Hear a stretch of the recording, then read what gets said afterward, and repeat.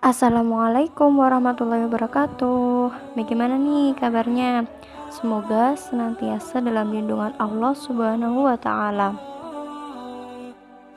Kali ini kami akan membahas mengenai tafsir tematik psikologi Quran Surah Yusuf ayat 53.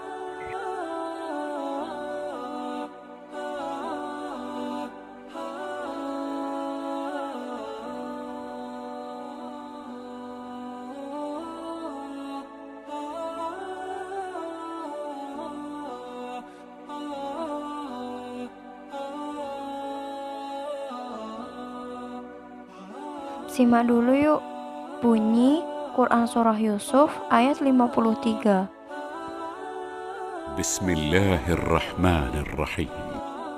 وما أبرئ نفسي إن النفس لأمارة بالسوء إلا ما رحم ربي إن ربي غفور رحيم.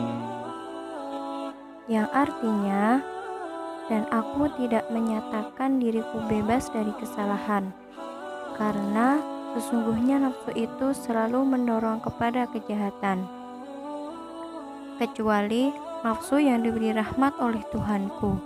Sesungguhnya Tuhanku Maha Pengampun, Maha Penyayang. Kemudian, bagaimana tafsir dari Quran Surah Yusuf ayat 53 ini? Simak penjelasan berikut ini. Wa ma ubarri'u nafsi, yang artinya, dan aku tidak menyatakan diriku bebas dari kesalahan. Maksudnya, tidaklah Yulaikha hendak mengelak dari kesalahan. Yulaikha memang telah berbuat kesalahan karena telah menuruti hawa nafsunya. Namun, Yulaikha tidak bisa menahan diri sehingga merayu Yusuf atas ketampanannya. Lalu Yulaikha memanggil Yusuf dan mengajaknya untuk berbuat serong. Innan nafsa la'ammaratun bisu'i, yang artinya, karena sesungguhnya nafsu itu selalu mendorong kepada kejahatan. Karena nafsu itu selalu mendorong manusia untuk melakukan kejahatan dan mendorong manusia untuk mengikuti semua keinginan hati atau nafsu amarah. Sesudah kesalahan itu, suami Yulaikha memergokinya di muka pintu. Kemudian Yulaikha memfitnah Yusuf dan mendesak suaminya agar memenjarakan Yusuf. Illa ma rahima rabbi, yang artinya, kecuali nafsu yang diberi rahmat oleh Tuhanku.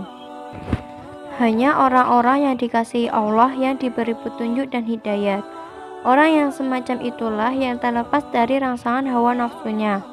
Secara tidak langsung, Yulaikha telah menguji kemuliaan dan keluhuran budi Yusuf. Tetapi Yusuf selamat dari godaan nafsu amarahnya itu sebab dia melihat tanda-tanda kebesaran dan kekuasaan Tuhan, burhana Rabbi. Sedangkan Yulaikha tidak dapat melihatnya.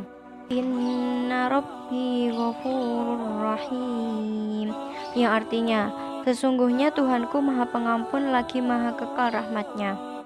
Tafsiran dari potongan ayat tersebut adalah, akan tetapi janganlah kita berputus asa dari ampunan Allah dan rahmatnya jika kita bertaubat kepadanya. Sebab Tuhanku itu Maha Pengampun dan Maha Kekal rahmatnya untuk menerima taubat hamba-hambanya dan memaafkan kesalahan-kesalahan kita. Seperti saat Yulaikha mengaku bahwa dialah yang salah. Atas kesalahan itu, dia telah memohon agar Tuhannya memberi ampunan. Dari sikap Yulaikha tersebut, dapat dilihat bahwa Yulaikha sekarang lebih banyak menggantungkan harapan kepada Allah yang Maha Esa dan bukan lagi kepada berhala. Dalam Quran Surah Yusuf ayat 53 ini membahas mengenai nafsu amarah. Sebelum membahas mengenai pengertian apa itu nafsu amarah, terlebih dahulu kita membahas mengenai pengertian tentang nafsu. Nafsu dalam pandangan psikologi adalah sebuah perasaan atau kekuatan emosional yang besar dalam diri manusia berkaitan secara langsung dengan pemikiran atau fantasi seseorang. Sedangkan dalam Islam, nafsu adalah suatu unsur dari dalam diri manusia yang mempengaruhi penganutannya baik melakukan kebaikan maupun kejahatan. Jadi, nafsu amarah yaitu jiwa yang selalu menyuruh kepada kejahatan. Hal ini seperti pada kisah Nabi Yusuf dan Yulaikha. Yulaikha tidak mampu menahan hawa nafsunya sehingga mengajak Yusuf untuk berbuat sorong. Tetapi ketika sudah terpergoki oleh suaminya, Yulaikha malah berbuat jahat dengan menuduh Yusuf yang mengajaknya. Akhirnya Yusuf pun dipenjara selama beberapa bulan oleh suami Yulaikha. Berikutnya adalah ciri nafsu amarah menurut Muhammad Ali. Yang pertama, nafsu yang mempunyai ciri-ciri sebagaimana binatang. Kedua, stimulus dan motivasi selalu mengajak pada kejahatan seperti nafsu seks, nafsu marah, membunuh, selalu ingin makan minum serba lezat, dan sebagainya. Sedangkan menurut Paryana Suryadipura, nafsu amarah memiliki kecenderungan murka, keras kepala, suka mencela, suka melawan, suka berkelahi, memelihara diri sendiri dengan melepaskan diri, mencari perlindungan, dan yang terakhir, benci dan membangun. Dalam pandangan psikologi, nafsu amarah dikaitkan dengan id teori dari Sigmund Freud. Id adalah sistem kepribadian yang asli dan dibawa sejak lahir. Id berisi semua aspek psikologis yang diturunkan seperti insting, impuls, dan drives. Id berada dalam daerah unconscious dan beroperasi berdasarkan prinsip kenikmatan atau pleasure principle, yaitu berusaha memperoleh kenikmatan dan menghindari rasa sakit. Id tidak mampu membedakan benar salah dan tidak tahu moral.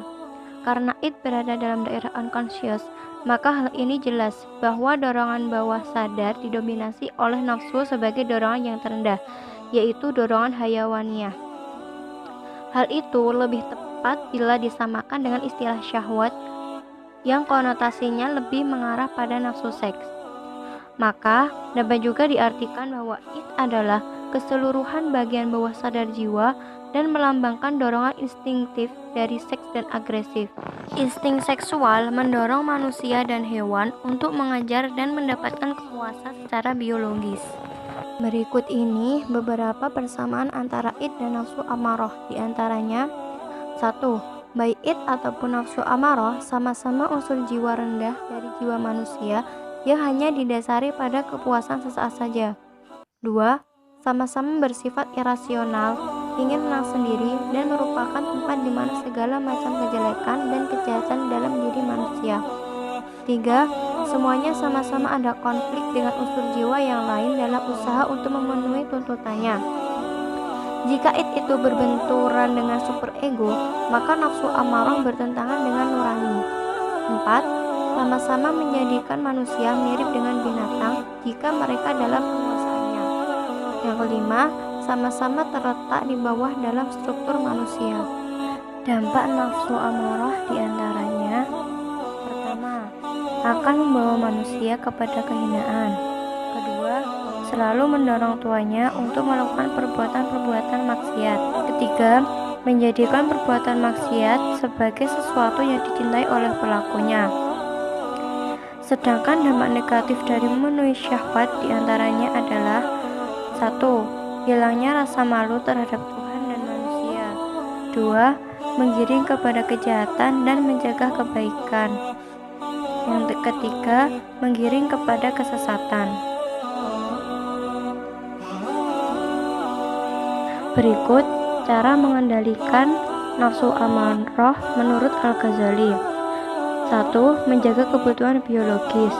2. Riyadhah menyucikan hati. Tujuan riyadhah adalah untuk menguasai hawa nafsu dalam rangka pembersihan jiwa agar bisa dekat dengan Allah. Ketiga, saumu atau berpuasa. Dengan berpuasa dapat membunuh hasrat diri dan hawa nafsu yang buruk seperti keserakahan, ketamakan, dan lainnya. 4. Khauf, menakuti dan rojok berharap.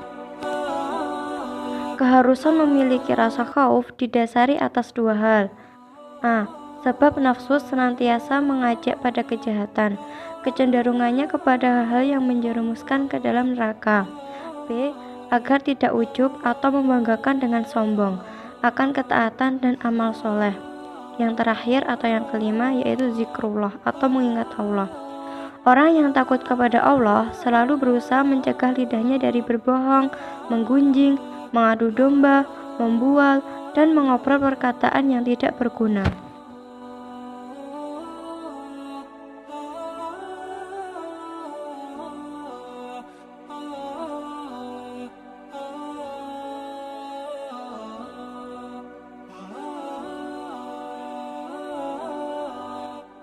Wassalamualaikum warahmatullahi wabarakatuh.